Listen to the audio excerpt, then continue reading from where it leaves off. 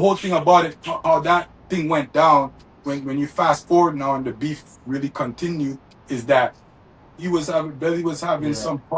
some party downtown in Toronto. He had Corrupt here and them Dog Pound niggas, and he even had Snoop here. And at both times, when he had Corrupt and when he had Snoop, we had encounters. We clashed. Did you hear Kamikaze got his chain snatched? I heard Belly got rushed because of Kamikaze. Word is Worldwide Entertainment TV got the exclusive. Yo, did you hear? Kamikaze got his chain snatched. And Belly, they say he got rushed. Worldwide Entertainment TV got the exclusive. Yeah, man. That's when my career started. At first, it was with Apple had the artist Young Don, and I would just be around him. But I was always a boss in my own, coming from where I'm coming from. And Apple was a boss, but he was a bigger boss than me. I'm gonna look at him like big bro. He was like big bro to me. So I could never like go under him. And he looked at it like that way too. He always looked at me as an unruly nigga, can't control or tell what to do. I used to really be his enforcer and protect him and protect the store and take care of him. And anybody come around trying to fuck around, I'll fuck them up. You know what I mean? And that's what how I used to be, and just hold it down with him. So that's I'm gonna get my Range Rover, and we started moving around. Yeah, you know. Rap with the Jeep.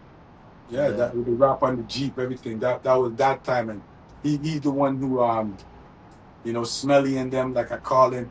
He introduced me to them one night. This is around the same time. It was a winter now, so we got the cars from in the summer, and then later on that year it was winter time. It was the first winter when I had the Range Rover and he had the Hummer.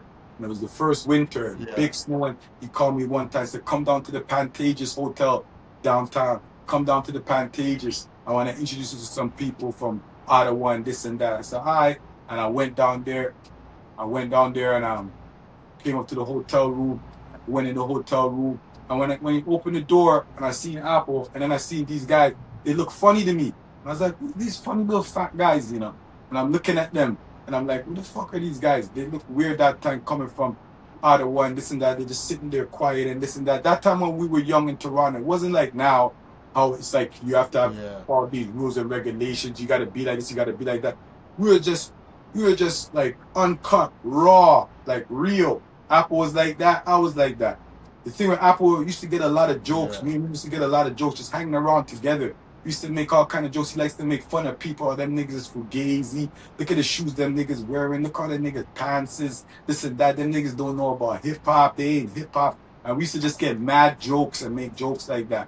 You know what I mean? So then when I came in the hotel room now, Apple already see my face. And when I start saying, who these fat niggas do with Apple, these funny looking Arab niggas like this and that. And the Apple started laughing and said, "Come on, Kamikaze, stop, don't do that. Just relax. Yeah. And then I seen Belly, Smelly, and them getting uncomfortable and they getting like in the feelings. And I seen that, but I have my burner on me again. Back in them days, I don't leave home without it, man. I had it on me, so I don't give a fuck. And they kind of felt it. They could feel the energy, And I would feel it like this and have it like this. And who these niggas that I'll be like this? And they watching me and they can't move. They sit down on the bed. And then Apple, I'm like, yo, Apple, what the fuck is going on here, yo? Let's get the fuck out of here, man. Let's go find some bitches and this and that. And then Apple's laughing. And I'm saying, we're supposed to go up to this video shoot in a mansion. I said, let's get out of here. Let's go to the video shoot. Apple, he's like, oh yeah, the video shoot. And he said, all right, come on. Give me a minute. And he talked with him, whatever. He said, don't worry about him. That's just the way how he is and this and that. And then after a while, I said, you know what? My apologies. I don't mean no disrespect or nothing. But that's where the beef started, to tell you the real story. Because man don't know the real story. All Friday Ricky Dread. I call him Friday Ricky Dead in a joke, Because I used to have a little issue with him because he always tries to, send subs at me in this kind of way. He always tries to keep me out of the mix. Like he makes like he doesn't, like I don't exist in the fucking game. Like I was not a big dog in the game. When I used to drive by him in my Range Rover in Parkdale, and I used to see him and pull up on him and say, well, go on and this and that. And he just like, he's not relevant in the fucking game, or wasn't relevant as a rapper or nothing. Even he's doing his podcast, and even all his hosts and all of them, they leave him and they gone and they have bad talks about him. I seen the one PK at PK's his name, right? I seen him at Apple's celebration of life, and he came to me with respect. He came to me as a real one. I'll give him that. I was expecting him to come to me on some funny shit, but he didn't. He came straight, see me. He didn't turn his head or go away, because I was getting at all of them at one point. And then he just came to me and said, "What's up, Carmen? Bam, bam, bam. I just want to heal you up. You know, there's no beef or nothing. I have no beef with you. It's nothing like that and whatever." And I said, "All right, cool. Ain't no beef. It ain't no beef, and that's it. You know what I mean?" And he went his way. And that's what I don't like with him. Even the story he did the other day, I seen he put out something the other day talking about the belly beef.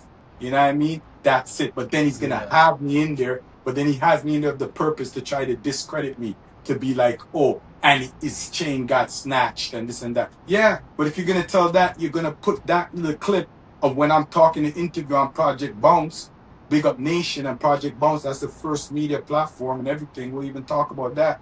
And that's my first viral interview, and it was one of the first viral moments in fucking Toronto hip hop history.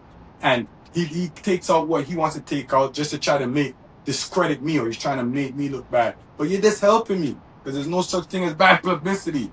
But then he leaves out the part, he Yeah. cuts it right at the part where I'm gonna say now, oh, and everything went haywire when my chain popped, and then after we're fighting and fighting, and then after I got it back in 5 minutes. He didn't put that part though, that why I got it back in 5 minutes. You understand what I'm saying? This is the facts of the matter. The whole thing about it, how that thing went down, when you fast forward now and the beef really continued, is that Billy was having Yeah. some party downtown in Toronto. He had Corrupt here and them Dog Pound niggas, and he even had Snoop here. And at both times, when he had Corrupt and when he had Snoop, we had encounters, we clashed. So when he had that party there, one girl that I know that's from my hood that I used to deal with was a supermodel and all kind of stuff back in the days, big model in the world, Nikki. And Nikki was there and she used to link me, and she linked me and she told me that, oh, she's down here at this party and this and that with this guy, and she told me who he is. She told me who it was, and then after I said, yeah, he's there. She said, yeah, and I said, yo, I'm coming down there because I already had heard that he's going around talking about he's the godfather of Canadian hip hop. He's the godfather. The man didn't do nothing yet, but just come out saying he's the godfather Yeah. and this and that. So it's not a fucking godfather in my eyes. You have so much people before Maestro, Fresh West, this, that, all kind of people way before you, and you're the godfather. I said, this is crazy. So I said, I'm going to address him. Real shit. I said, I'm going to address him. So when she told me that, I gathered my niggas, like 16 of us, and went down there. When we came in the club, now everybody's bummy. And then seen Corrupt and everything with him. And went right to them. And then says to Corrupt, said, Yeah. what up, Corrupt? And it's hail up Corrupt. And Corrupt said, what up? And he said, you all of the bloodies and this and that. Yeah. And then after he's like, yo, I said, there's no set tripping out here and nothing. And he said, that's respect. And I'm saying, whatever, it's good to meet you, whatever.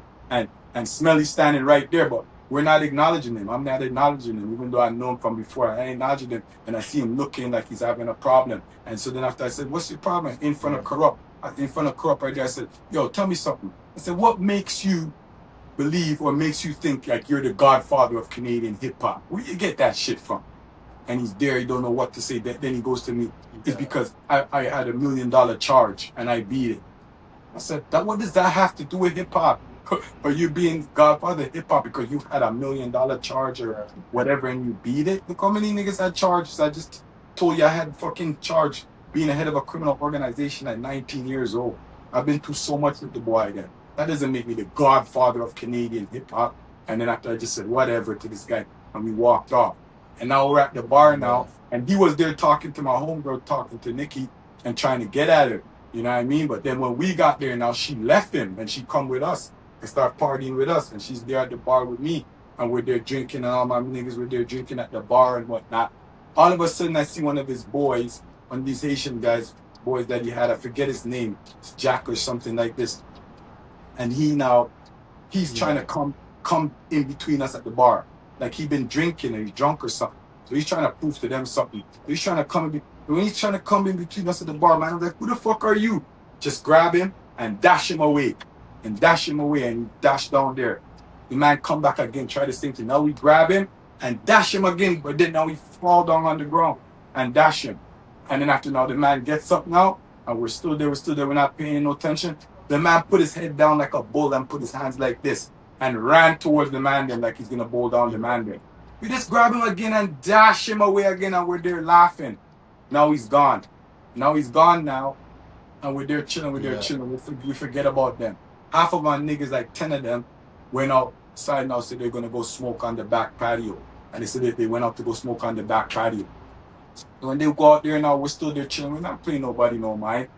All of a sudden, we see the club security and Smelly always move with like some bodybuilder guys that he gets from the gym and pays them to secure him or whatever.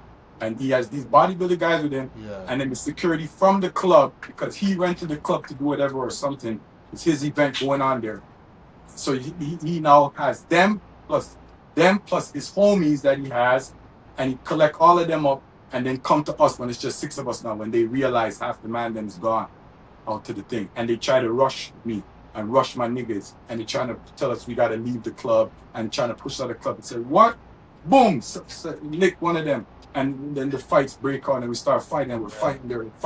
We're fighting them. And then in the fight now, I feel one of my I had 3 chains on at the time. I feel one of them, my neck going down.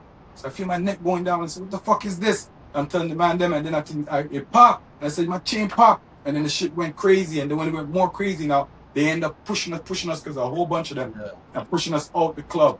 And after we get out the club, one of them bouncer bodyguard guys or whatever, punched me in my nose, you know. And these are big bodybuilding muscle guys, and punched me in my nose, you know. And then after, so that made my eyes water and all kind of things. If you didn't fight and you're a fighter, because I've been fighting my whole life, you know about that shit. Sometimes you get punched in your nose hard, it can make your eyes water and this and that. And I'm there now and I'm outside like this. The boy them start pulling up from all over the place. And one of them cranked the shotgun like this and says, crank it and said, don't move. And this and that. And I said to him, I said, brother man, I don't know what you're going to do with that, you know. But you're going to have to kill me tonight because I forgot something, lost something in the club there. And I'm not leaving until I get it back. And I said, so I don't know what you're going to do with that. And then he just froze up. And then I hear him on the walkie-talkie, and I hear the walkie-talkie now saying, that's the Von Road Bloods. That's the Von Road Bloods and this and that. And they're going crazy. Then now, all of a sudden now, I see the same guy who was coming trying to be like the bull. I see him coming down with my chain in the sky like this, running down the stairs, a long stairs to come down from that club. And I see him at the top running like this with the chain like this. And then he tripped and he flipped and he fell and rolled down the stairs with the chain in his hand and rolled down the stairs and ended up at my foot and giving me the chain like this at my foot. And then he gave me the chain like this and I took the chain and I gone.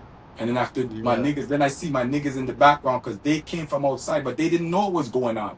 They just seen all kind of melee and they're like, what happened to the man them? And then they started scrambling with mans and this and this and that. And after when they came outside and everybody's outside, they said, what happened? And we told them what happened. And they said, holy shit, we didn't even know what happened. We just wondering where's the man them, and we see all this scrambling and this and that. And this and I said, they said, if we didn't know what happened, we would have done them in there. And I said, don't worry about it. We'll deal with them later.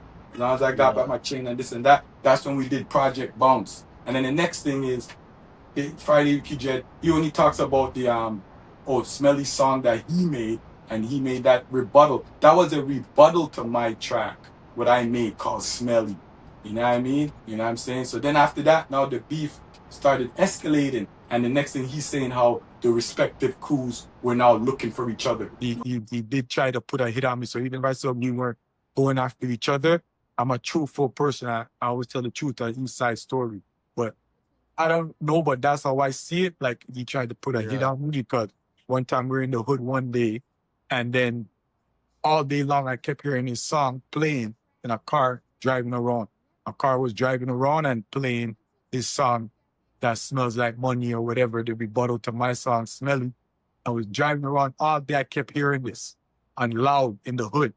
Even when we were just in the back ends and stuff, I'm hearing it playing on the main strip on Vaughan Road. And then so we went up top now, we're up top Vaughan Road. And then finally I see the whip going around a couple times. And then after then one time it pulled up and stopped right in front of us on the other side of the street.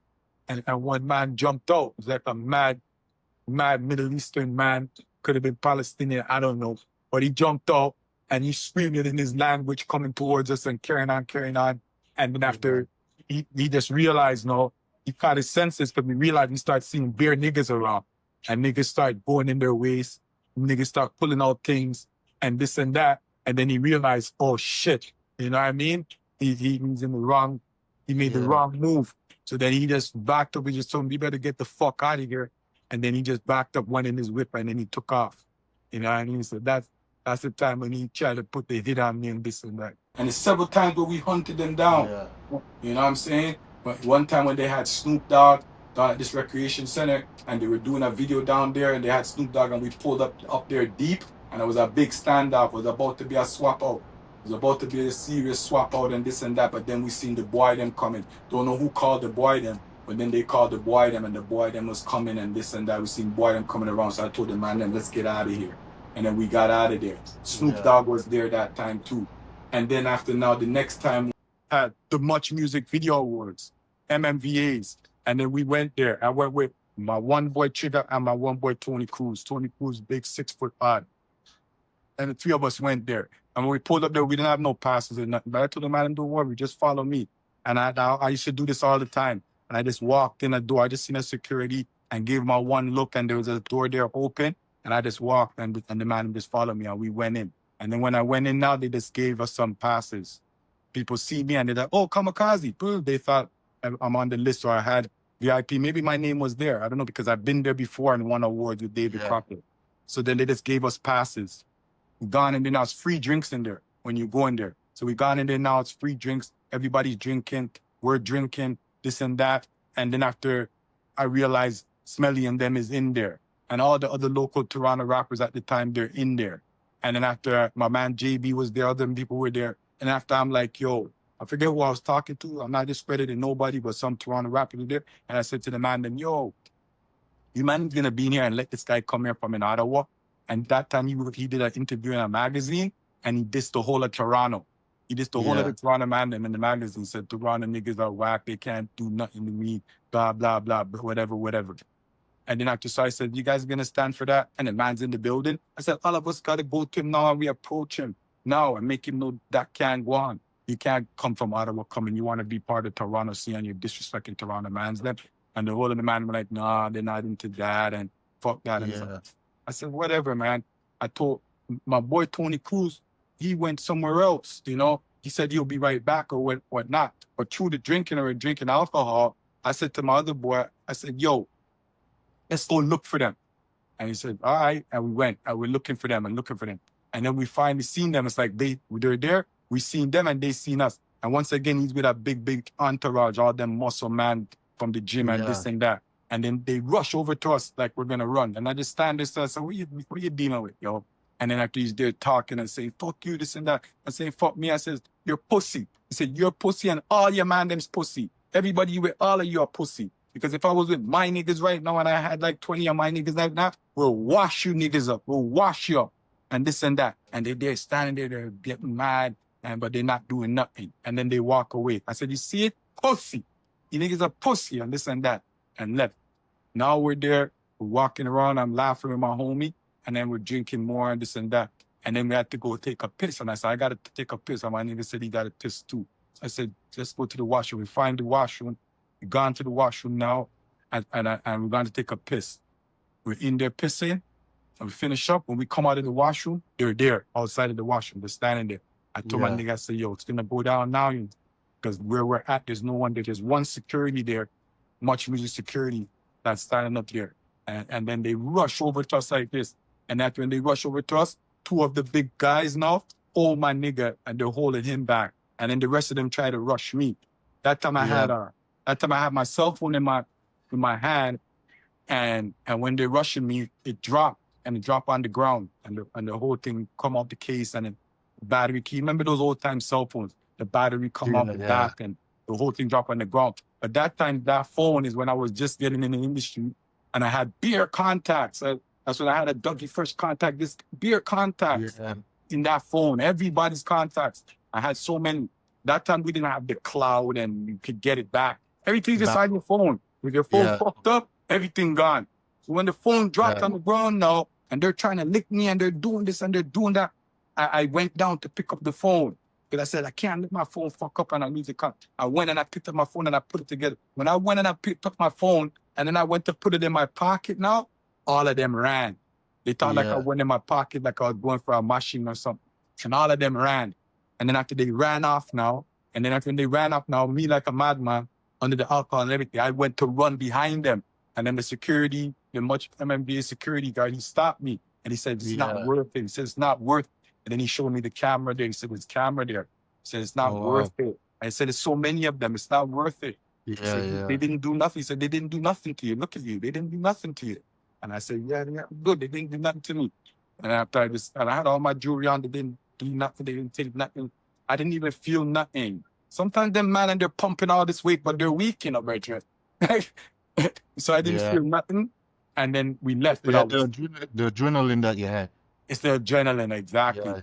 So then after now, but my ego was bruised, like my ego. So now after a while, when I'm thinking about now I'm getting pissed. And I'm getting Yeah. pissed.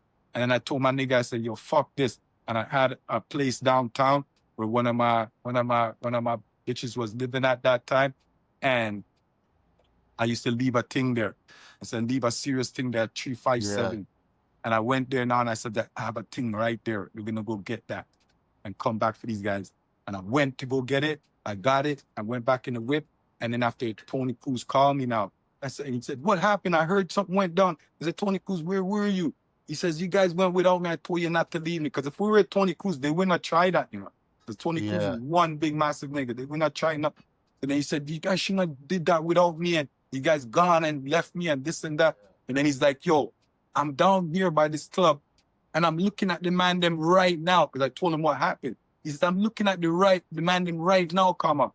And I said, "Yeah, perfect." I said, "Where are they, Tony Cruz? What club are they? Where they?" And then he's like, "I'm not going to tell you, come I'm not going to tell you." Yeah. He said, "Because if I tell you, I already know what you're going to do. And you're going to end up in a big problem. You're going to put yourself in trouble." So I ain't going to tell you. And I got so mad that I started cursing him. And it's my boy up to today. I just was calling him earlier today. And I said to him, I was cussing him. Tony Cruz, "Fuck you, you're fucked up." I was pissed. I'm cursing him out. And he's saying, "Nah, I ain't telling you. And he didn't tell me. And I hung up. That's the night where they got away. Because that night there, and he's looking at them. If he told me where they were in the right out there, I would have put it on them. On God, I would have put it on them that night. I'm telling you, because I was fed up now and pissed off. Yeah. So then after now, time passed now, and then come Caravana time, and then that's when we wrapped the tour bus. And we wrapped the tour bus and had some of my talent, because I was dealing with one rapper girl named Ice and her dad Luch, and they're Italian from up in Woodbridge. And then after now, Luch now says he knows what's going on and he knows the whole beef, he knows everything that's going on. And then he said, "No, I'm going to send some bikers down. I'm going to send some bikers down, some Italian bikers to come down to escort the tour bus and to roll with you when you go downtown and this and that." So then after I says, "Yeah." And then now when they came down, I came off the Allen Road and hit Eglinton, you could hear the whole hood rumbling. All the way from Eglinton, you could hear it up at Oakwood and Vaughan, you could hear the bikes rumbling, rumbling the whole place. And they reach up by my block and outside my studio, and the tour bus is there, and the bikers is there, and then the police from 13th Division are right there when you come off of the Allen Road to come on to Eglinton. So they felt all the rumbling and everything. So then they came to see what was going on, and they came up in the hood now, and they pulled up on us, everybody outside there. And then after one of the bikers, his sister was one of the police, his sister. So then he went and they see each other, "Oh yeah," and they see each other. And then he started to tell her, "Don't worry, we're rolling with them. Everything's gonna be okay," and blah, blah, blah. And his sister said to him, "Okay, you guys do your thing, but you're responsible to make sure that doesn't happen, blah, blah, blah." And then she told her sergeant everything, whatever, and the boy them left. And then we rolled out and we went downtown. The one side was rap with Eyes, the girl rapper, and the other side is rap with my music and project. But something else to rap on the other side, on some of my other music and other project. And then the back part has the mixtape, Smelly, the Ball Movement. I made a whole mixtape called Smelly, the Ball Movement. And then we went downtown now. And as soon as we got downtown now, who do we see? Smelly and them rolling. That time they just had two little minivans rap. They see the big tour bus and they try to duck on one side street. And then we went on the same street and they were pulled over on the street. And then we pulled over. And by the time we pulled over now, and I had about 150 man on that bus or something like that, or 50 man on that bus. And after every man started rumbling off the bus, running, coming off the bus. By the time we could just reach outside now, they took off and gone. You know? So more incidents. There's two more incidents and then I'm done with this. Two more incidents that I'm done with this. The next one now, some youngins some youngins from my hood, they went downtown at some event or something like that. And Smelly them was at the event. And they seen him and they started dissing him and calling him Smelly and this and that and this and that. And they got pissed off, him and his boys, and he got pissed off. But he went to them now and they're having a little standoff with the youngins. And then he spit on them. How disgusting could you be, you fat fuck? And then he spit on them. You know what I'm saying? And spit on the youngins and them. And then the youngins and them called me. And they said, come up, down here, Smelly down here. And the man them trying to intimidate us and this and that. And he spit on us. And I said, what? He said, yeah. Let's call some of the band them. Boom, and went down there. When we get down there now, as soon as we get there now and they realize we're there, he had police security. He had police security with him. Yeah. And he started to run. And the security in them started to tell him, you got to get out of here. And ushering them out the back. And we're going behind them. But then I said, you know what? They got police or whatever. Forget that. And the police even took off with him and took him out of there and gone. Telling him you don't want nothing with those guys. The police used to be telling him all the time, you don't want nothing with those vulnerable niggas. You don't want nothing with them blood niggas. They're going to fuck you up. Police been telling them all the time. And then after that was done. We made a little video and everything down there. All that's still online and whatever. And then the last one was when he left the city now. When he left the city now, it was the same Caravana weekend the time, and there was a big party, a next party going on. And that time, every people know about the beef. And that time I used to be outside. I used to know all the promoters, all the bouncers, everybody. I used to be outside. Yeah. So then I put the word out. Anybody see this man anywhere downtown, anywhere in the club district, anywhere like that, let me know. One of the bouncers in one club in the club district now, they went there. As soon as they came in, called me. Oh, they just came in the club. They're here now. But if you hurry up to catch them. So yeah, boom, we jumped in the whip, gone down there. As soon as we get down there now and we get to the front door and we're going in like this, boom, we cut. When I seen the bouncer, where are they? I said, they cut. As soon as they seen you guys, where you guys are out there, they cut through the back and cut through the back door and gone. I said, all right. After that, never heard about them again. Relocated and gone. Yeah. And then it goes to the story, even continues now to the Weeknd. With the Weeknd now. With the Weeknd with David Cropper's son, Hailey. And I know Hailey since he's small, and David Cropper's my boy. And he's part of the group called EXO with Lamar and Abel. And their crew's called EXO. This is when they dropped House of Balloons and all this. David Cropper tried to link me up with Abel from before all this. And Abel,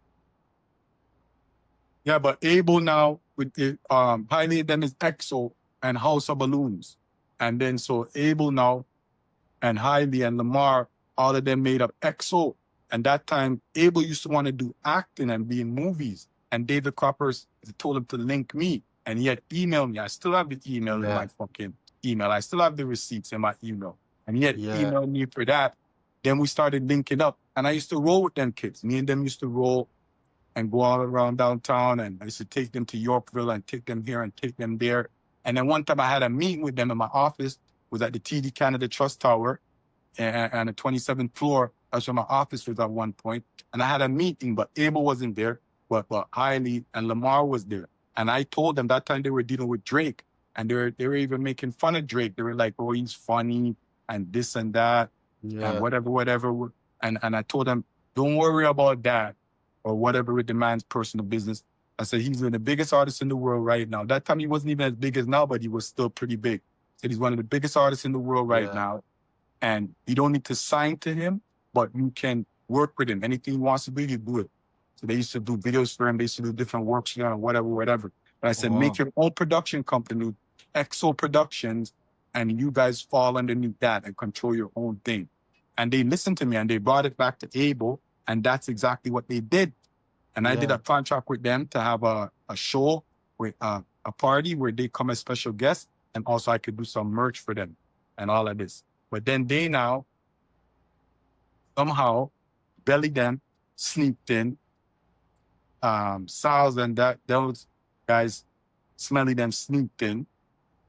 And they got with these youths and did the old time okie doke, music okie doke. Was showing them a good time, letting them party, letting them pop pills, ecstasy, this, that, all kind of shit. And bringing strippers around them. Then they got them a little condo, rented a little condo for them and told them that's their condo. and whatever, and have them man over there like that and trick them up. And then after they thought this is the best thing in the world because them kids had nothing. Them kids were from the hood.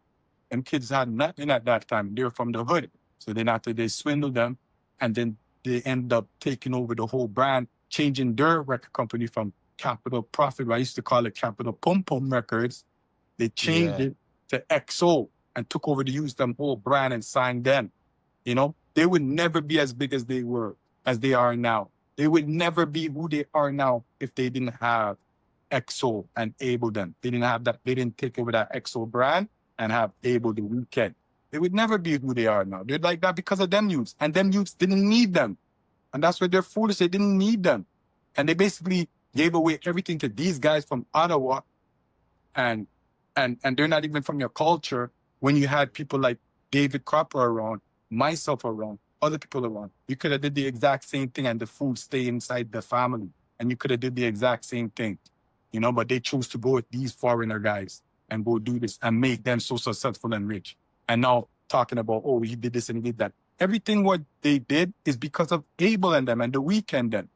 That's how they got in with Jay-Z. Then that's how they got in with everybody.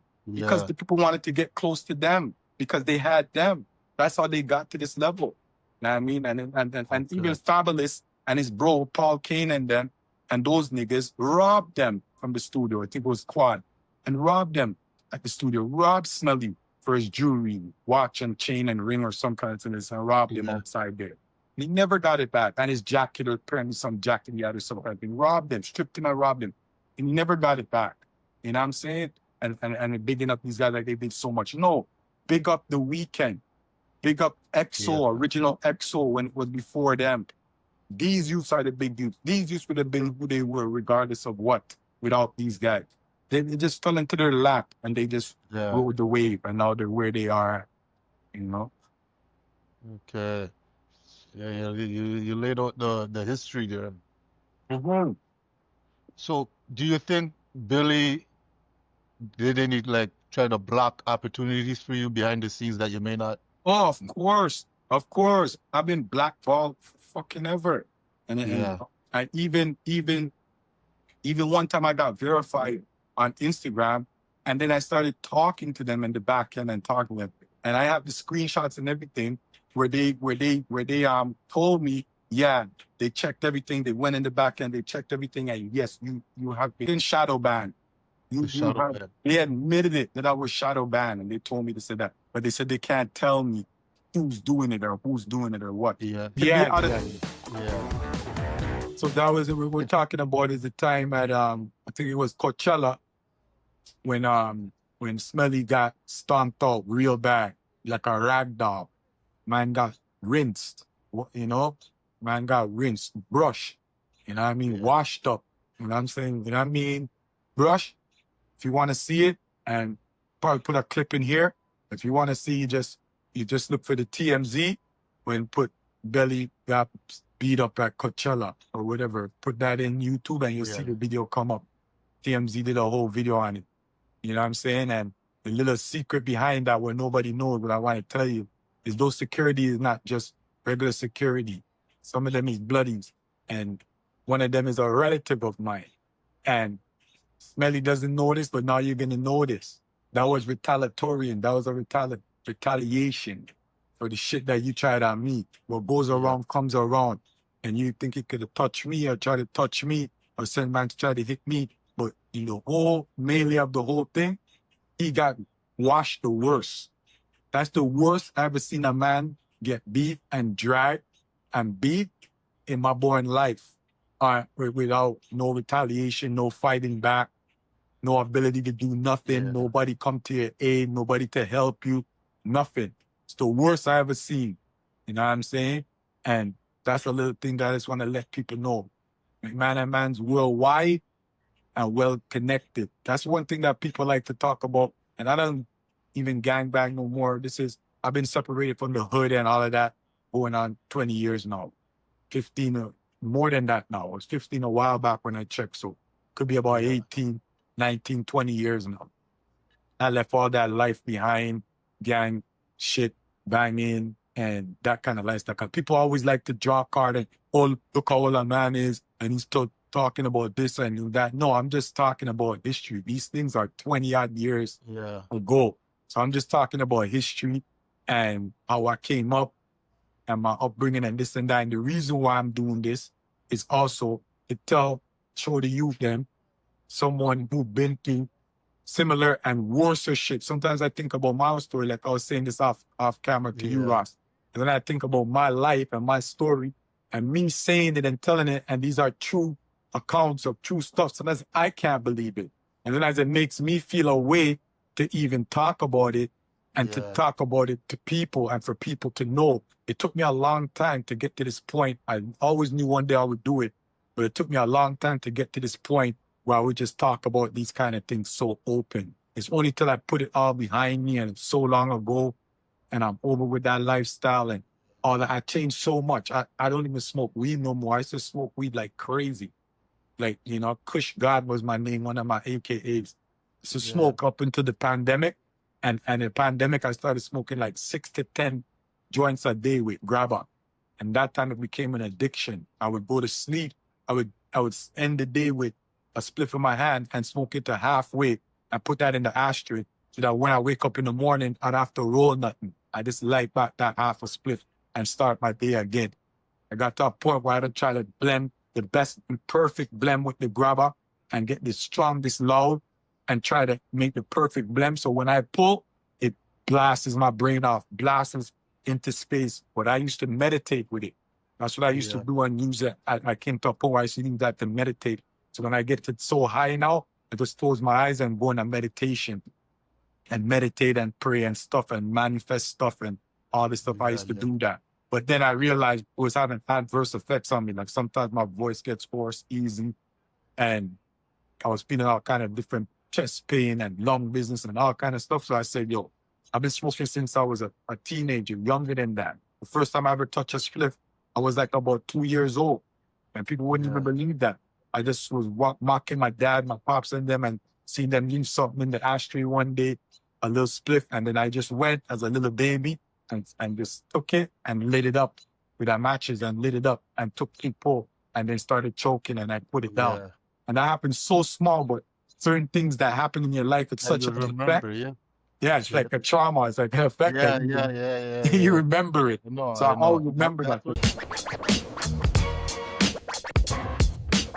Did you hear Kamikaze got his chain snatched? I heard Belly got rushed because of